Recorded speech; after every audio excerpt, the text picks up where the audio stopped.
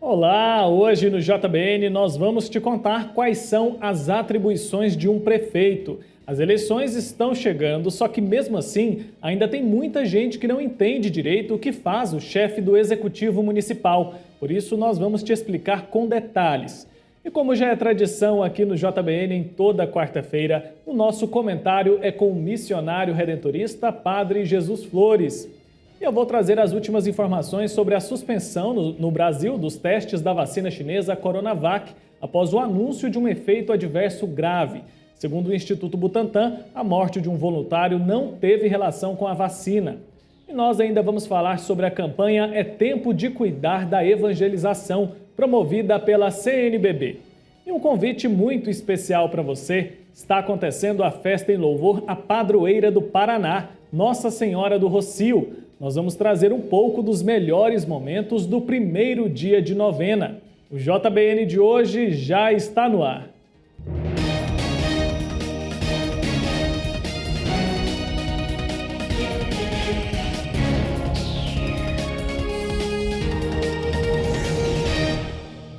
Seja muito bem-vindo a mais uma edição do Jornal Boa Notícia. Estamos no ar para todo o Brasil. Muito obrigado por me receber aí na sua casa nesta quarta-feira, dia 11 de novembro.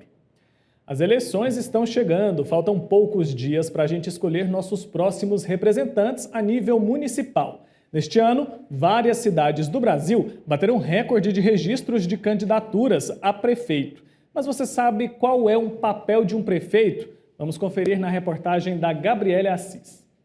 O prefeito é o representante máximo do Poder Executivo Municipal.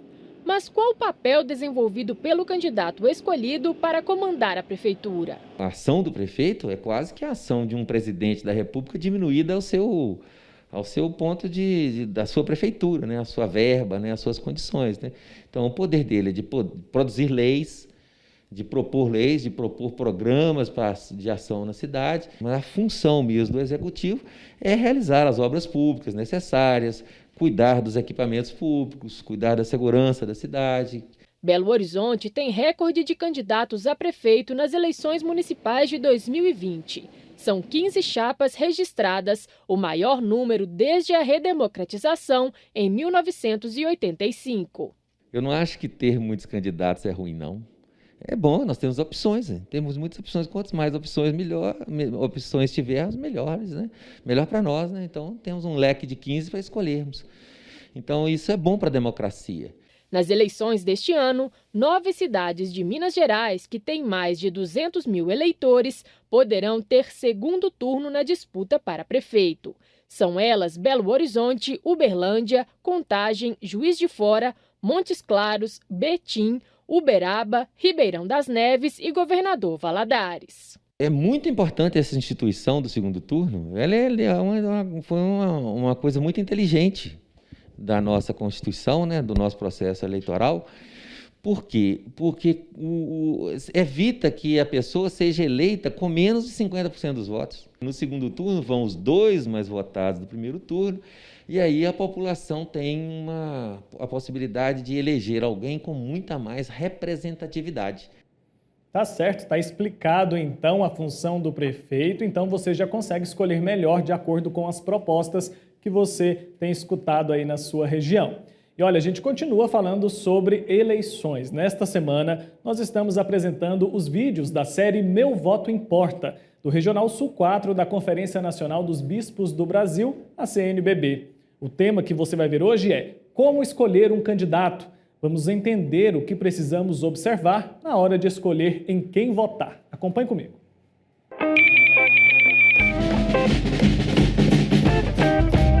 Amigo, eleição municipal chegando, você já tem um candidato? Sabe que eu ainda não parei para pensar nisso? Tanta coisa nesse ano, né? A pandemia mudou a nossa rotina. Até achei que nem ia ter eleição esse ano. Então, eu tenho um bom candidato para te apresentar. Será que a gente poderia agendar uma videochamada para ele conversar com a sua família? Claro, vamos conversar. A minha mulher disse esses dias que a gente tinha que pesquisar bem, porque é dever do cristão escolher seus representantes com responsabilidade. Eu sou muito amigo do José e ele me disse que vocês estão fazendo uma reforma aí na casa. Sim, é sempre bom deixar as coisas arrumadas, né? Mas olha, vou te dizer, viu? Não é fácil. Guarda um dinheiro aqui, faz uma parcela ali, mas a gente vai se organizando e no fim, ó, a casa fica uma maravilha.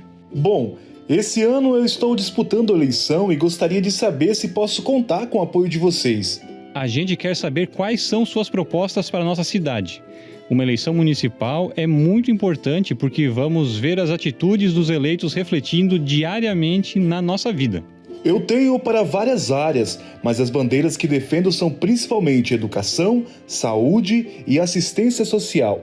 Está tudo nas minhas redes sociais. Se puderem dar uma olhadinha lá, também vão ter acesso às publicações que eu já fiz antes. Enfim, conhecer a minha vida. Ah, pode deixar que a gente vai pesquisar sim, com certeza. Mãe, esse ano olhar o Insta, olhar o Face dos candidatos vai ser muito bom para a gente descobrir o histórico de vida deles. O que eles fizeram nos anos anteriores, os posicionamentos, todos os assuntos polêmicos e também ter acesso aos projetos deles. Não adianta só dizer que vai trabalhar por isso ou por aquele outro assunto. Lembra que a gente conversou que aqueles projetos precisam ser executados? Claro, eu lembro sim. Tem até a lei da ficha limpa, né? Nós queremos pessoas honestas administrando e criando leis em nossas cidades. Então, tem mesmo é que pesquisar.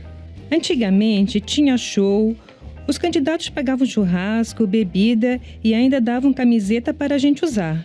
Chegava a época da eleição, era uma loucura. A gente nem sabia de onde vinham tantos brindes e ofertas. Ainda bem que hoje em dia a legislação eleitoral está bem mais rígida e a gente precisa ter consciência que o nosso voto vale muito mais a pena do que uma cesta básica, uma quantia em dinheiro. Sabe por quê? Porque a nossa escolha na urna vai ditar todos os nossos passos pelos próximos 4 anos. Se o eleitor é corrupto pedindo benefício para votar, como vai poder cobrar o político depois? Com certeza. E quem garante que se a pessoa está fazendo coisa errada agora, não vai fazer depois que for eleita? Mãe, eu vejo como muito positiva essa questão de não ter mais shows e distribuição de brindes. Porque quando um candidato ou partido tem mais recurso que o outro, a disputa fica prejudicada. Essa foi a maneira encontrada para que os candidatos pudessem apresentar suas propostas de maneira igual, né? Não tenho dúvidas, minha filha. Eu ainda era criança e me lembro uma vez que um candidato tentou comprar o voto do meu pai. Vixe, deu a maior confusão. O pai disse que o voto não se vende, nem se troca. Tem que ser com responsabilidade. Falou e disse. Comprar voto, oferecendo dinheiro ou outro tipo de benefício é crime. Você também não pode ser intimidado ou forçado a votar em alguém. Lembre-se que o voto é secreto. E não tem como outra pessoa saber em quem você votou? Quando soubermos de qualquer crime ou irregularidade eleitoral, o que devemos fazer? Devemos denunciar ao Ministério Público Eleitoral de nossa cidade ou região. Podemos também acessar a página do Tribunal Regional Eleitoral de Santa Catarina em tre-sc.jus.br ou então ligar gratuitamente para o Disque Eleitor 0800 647 3888. Tá dado o recado, mais didático que isso, impossível, né? Parabéns ao pessoal lá do Regional Sul 4 da CNBB por esse trabalho tão bonito e tão esclarecedor para que a gente possa fazer valer nossos direitos lá nas urnas no próximo domingo. E agora as últimas informações a respeito da Coronavac. Os testes da vacina foram suspensos no Brasil depois da morte de um voluntário. A Carol Matos é quem vai atualizar a gente sobre o assunto. Carol, com você. Olá, Wilker, para você e para todos que nos acompanham. Então, o Instituto Butantan, órgão paulista responsável pelos estudos com a vacina chinesa aqui no país, afirmou que a medida não faz sentido, uma vez que a morte do voluntário não teve relação nenhuma com a vacina. A Anvisa suspendeu os testes na mesma semana em que 2 laboratórios anunciaram que a vacina contra o novo coronavírus ofereceria 90% de eficácia contra a doença. O ministro do Supremo Tribunal Federal, Ricardo Lewandowski, deu prazo de 48 horas para que a Anvisa informe os critérios usados para os testes da vacina Coronavac e o atual estágio de aprovação e das demais vacinas contra a Covid-19. Segundo o diretor-presidente da Anvisa, Antônio Barra Torres, a medida foi tomada por causa de uma decisão técnica.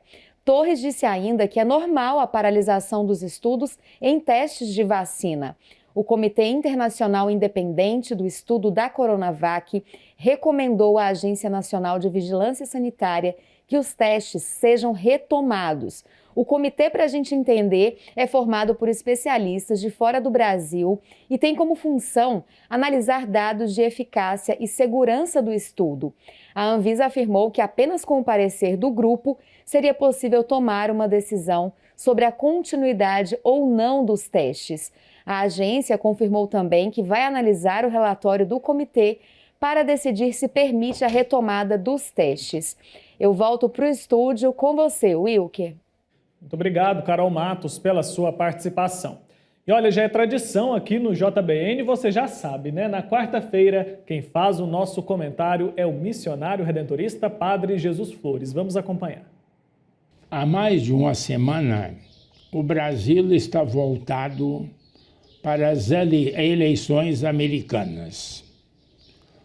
O presidente da República e seu governo, preocupados com os resultados, pois jogaram todas as fichas no candidato republicano Donald Trump. E mais, que é seu ídolo e protótipo de governo ou desgoverno. Apesar da vitória do adversário, até agora recusa-se a cumprimentá-lo, aguardando uma virada da mesa no tapetão. A esperança é a última que morre, diz Bolsonaro. Seu filho já deu a sentença. Houve fraude. E o Itamaraty irá manter a lealdade a Trump até o fim. Bem, enquanto isto, o que está acontecendo no Brasil? De acordo com o presidente da Câmara, estamos caminhando a passos largos para o precipício. E todos estamos caminhando para isso juntos, todo o Brasil. Em setores fundamentais, como a educação, o ministro é decorativo. Privilegia viagens e cerimônias com Bolsonaro sem nenhuma ligação com a educação, que vive profunda crise neste ano de pandemia. O ministro da Saúde, desde setembro, sustou todo o dinheiro para o combate à pandemia. Quanto à economia, temos grande confusão. Não há soluções, há confrontos. E o baque da pandemia deixa um saldo cruel à economia brasileira. Quem já ocupou o 6º lugar entre as potências mundiais, agora não está nem sequer entre as 10 maiores. Sintetizando, um governo desarticulado, cheio de conflitos, fofocas e disputa por espaço no poder. Até Jair Bolsonaro está descontente com o próprio governo, que ele chama de uma desgraça. Dá vontade de chorar quando olhamos para o Brasil que está aí. Uma lástima. Muito obrigado, Padre Jesus Flores, pelo comentário de hoje. Agora a gente vai para o nosso intervalo rapidinho e a seguir nós vamos conferir os destaques do noticiário internacional. E ainda vamos falar sobre a campanha É Tempo de Cuidar da Evangelização. É já já.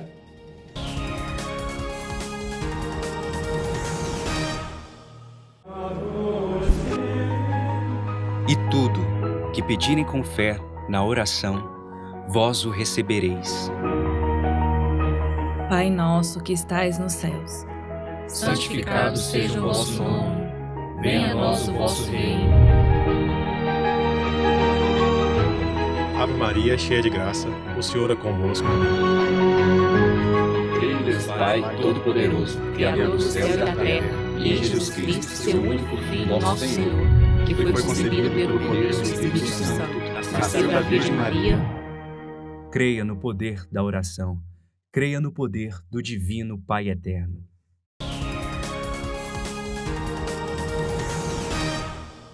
Já estamos de volta com o JBN de hoje. Muito obrigado pela sua companhia. Lembrando que você, em todo o Brasil, pode participar do nosso jornal, sabia? Nosso e-mail vai aparecer aí na sua tela, é o jbn@tvpaieterno.com.br. Por lá você consegue mandar sua sugestão de pauta, sua foto, seu vídeo. Conte pra gente o que você quer ver aqui no nosso jornal, tá bom? Olha só, desde o dia 1º de novembro está acontecendo a festa em louvor a Nossa Senhora do Rocio, a padroeira do Paraná. O tema geral da festa neste ano é Mãe do Rocio, intercedeis por nós. E em cada novena, as orações são dirigidas para um propósito diferente, pelos devotos, pela família, pelos peregrinos, pelos falecidos, pelos enfermos, pelas vocações, pelas autoridades e governantes, pela paz mundial e pelos trabalhadores. Te convido agora a ver um pouquinho dos melhores momentos do primeiro dia de novena. Acompanhe.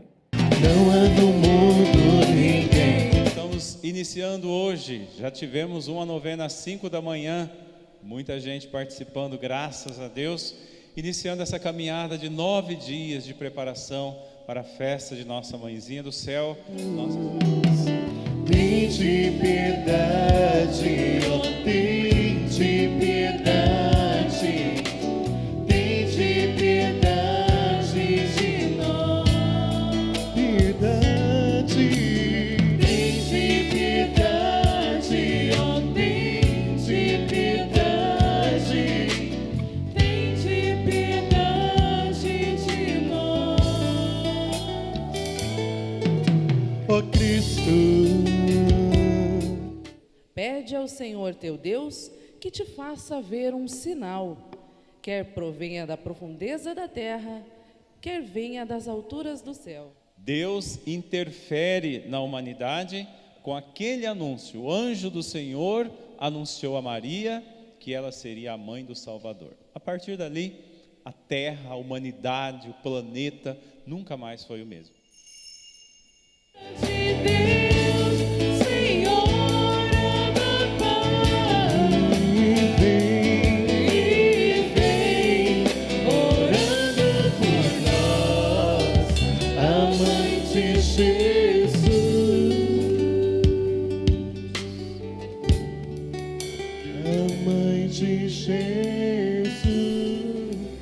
O Senhor esteja convosco. Ele está no meio de nós. Que desça abundantemente sobre você que está aqui no santuário, sobre você que reza conosco pela rádio e sobre você que nos vê através das redes sociais. Desça sobre você, sobre a sua casa, sua família, o seu trabalho, pela intercessão de Nossa Senhora do Rocio. A bênção de Deus Todo-Poderoso, Pai e Filho e Espírito Santo. Aí, isso aí é só um pouquinho dos melhores momentos dessa festa tão especial. Você em qualquer lugar do Brasil pode acompanhar as celebrações pela internet, às 6 da manhã, às 4 da tarde e às 7 da noite. No Facebook, por esse endereço que está aí na sua tela, facebook.com/Santuário Estadual do Rocio e pelo canal do Santuário no YouTube também, tá bom? É momento de saber o que é destaque no noticiário internacional. Acompanhe comigo. O secretário de Estado norte-americano Mike Pompeo não reconheceu a vitória do democrata Joe Biden na eleição presidencial de 3 de novembro. Ele afirmou que o segundo mandato do presidente Donald Trump virá depois de uma transição tranquila. O chefe da diplomacia dos Estados Unidos disse em entrevista coletiva que participará de viagens oficiais ainda nesta semana para a França, Israel e Turquia. Todos esses países já reconheceram a vitória democrata. E a farmacêutica BioNTech anunciou que está planejando estabelecer um preço abaixo das taxas típicas de mercado caso a sua vacina contra a Covid-19 seja comprovadamente eficaz. A empresa anunciou ainda que vai criar diferenciações de preços entre países e regiões. E o abate em massa de Visions na Dinamarca continua, enquanto o governo local apresenta uma legislação para apoiar a medida. O objetivo do sacrifício dos mais de 17 milhões de animais é prevenir o contágio humano por uma mutação do coronavírus. Essa nova versão do vírus pode ser mais resistente a uma potencial vacina contra a doença. Apesar dos indícios sobre os riscos para a saúde pública, o governo social-democrata minoritário desde então vem recebendo críticas ferozes da indústria de peles e de legisladores que disseram que a ordem era ilegal e questionaram a ciência por trás da decisão. E a China colocou em órbita o primeiro satélite com tecnologia 6G do mundo nesta terça-feira. O equipamento foi transportado com a ajuda de um foguete descartável, feito inteiramente pelo país asiático. Segundo uma emissora estatal de notícias, essa nova tecnologia de transmissão de dados é 100 vezes mais rápida que a atual 5G. O satélite será usado para a construção de cidades inteligentes, prevenção de desastres e proteção do meio ambiente. A China é uma das primeiras potências a desenvolver também o sinal 5G, que já começou a ser implantado ao redor do mundo. Agora nós vamos falar da campanha É Tempo de Cuidar da Evangelização da CNBB, um convite para o crescimento na solidariedade. A Daiane Rodrigues preparou uma reportagem para a gente. Vamos ver. Durante todo o mês de novembro, a igreja no Brasil vai realizar a campanha É Tempo de Cuidar da Evangelização, como um convite para que todos possam despertar a solidariedade e a esperança. E para falar um pouco sobre esta ação, vamos conversar com o Padre Patrick. Padre, então eu queria que o senhor nos falasse primeiro qual que é o objetivo desta campanha. Obrigada por nos receber. Minha saudação fraterna a você, Daiane, e a todos os devotas do Pai Eterno. Uma alegria imensa estar com vocês aqui nesse momento. Então, a campanha para a evangelização, ela acontece todos os anos no tempo do Advento. E o grande gesto concreto dessa campanha é a coleta que nós realizamos no terceiro domingo do Advento, chamada Coleta para a Evangelização. Esse ano, o calendário das coletas da igreja no Brasil foram alterados. O calendário foi alterado por conta da situação da pandemia da Covid-19. Então, durante todo o mês de novembro, nós temos, então, essa campanha que recebeu o nome É Tempo de Cuidar da Evangelização. Porque essa campanha, então, ela antecipa a coleta da evangelização, que ia ser em dezembro e vai ser agora em novembro, e une a essa coleta a coleta da solidariedade, que deveria ter acontecido no dia 5 de abril desse ano, como gesto concreto da campanha da fraternidade. Então, o grande objetivo dessa campanha, É Tempo de Cuidar da Evangelização, é sensibilizar os fiéis a respeito da importância de sermos corresponsáveis na ação evangelizadora da igreja no Brasil. E aí o convite para que nós possamos, então, crescer na solidariedade, na corresponsabilidade, tendo em vista os recursos que serão destinados à solidariedade e à evangelização. Para onde vão esses recursos? Do total arrecadado, 50% se destina à solidariedade. Desses 50%, 60% fica em cada diocese e 40% vem para o Fundo Nacional de Solidariedade. E com esses recursos são apoiados diversos projetos pelo Brasil afora. Dos 50% restantes, 45% fica na diocese, 35% vem para a CNBB e 20% para os 18 regionais da CNBB. E com esses recursos são apoiadas diversas iniciativas evangelizadoras, como, por exemplo, alguns regionais têm um trabalho belíssimo, missionário na África, além da manutenção mesmo das ações dos próprios regionais. Então, é um tempo de aguçarmos ainda mais a nossa sensibilidade e transformá-la em gestos concretos de solidariedade. Padre, e tem um lema nesta campanha. Eu queria que o senhor comentasse um pouco sobre esse lema, por que ele foi escolhido, o que ele vem para nos dizer. O lema é: conheceis a generosidade de Cristo. Está lá na segunda carta de Paulo aos Coríntios, capítulo 8, versículo 9. O contexto é muito interessante, porque o apóstolo Paulo ele motiva, então, a comunidade de Corinto a organizar uma coleta em favor da igreja de Jerusalém. E o grande exemplo que Paulo dá é o testemunho dos macedônios, que mesmo entre as dificuldades, ofertaram na sua própria pobreza. Então, é um modo de sensibilizar a comunidade a exemplo de Cristo, que veio ao nosso encontro. Ele é generoso. E se somos cristãos, somos chamados a aprender com essa generosidade. Primeiramente, ofertando nossa vida a Deus. Segundo, participando da missão evangelizadora da igreja, ativamente, contribuindo, evangelizando, colocando a nossa vida a serviço. Padre, qual que é a importância dessa campanha para os trabalhos da igreja em todo o Brasil? Nós sabemos, Daiane, que a evangelização ela também necessita de recursos. E parte desses recursos são destinados às ações da própria diocese. Então, quem contribui tem essa possibilidade de ajudar a sua própria diocese, localmente falando, e contribuir com as ações da igreja no Brasil. Nosso país tem dimensões continentais, então nós contribuímos para ações em todas as regiões do Brasil, sobretudo na Amazônia, também no Nordeste. Então, a grande importância é essa. Eu também faço parte desse caminho evangelizador. Quem contribui com a evangelização tem méritos de evangelizador também. É um trabalho de todo fiel, né, Padre? Ter compaixão, olhar, cuidar, ser solidário.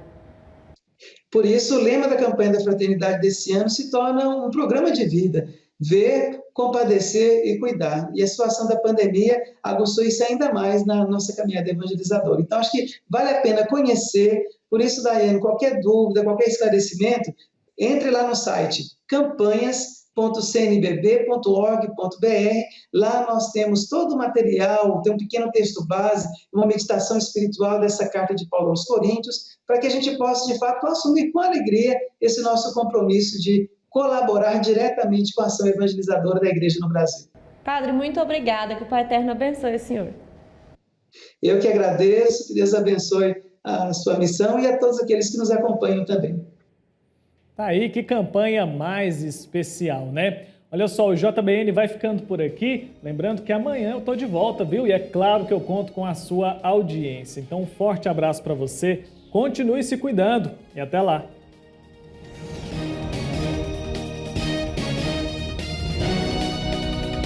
Thank you.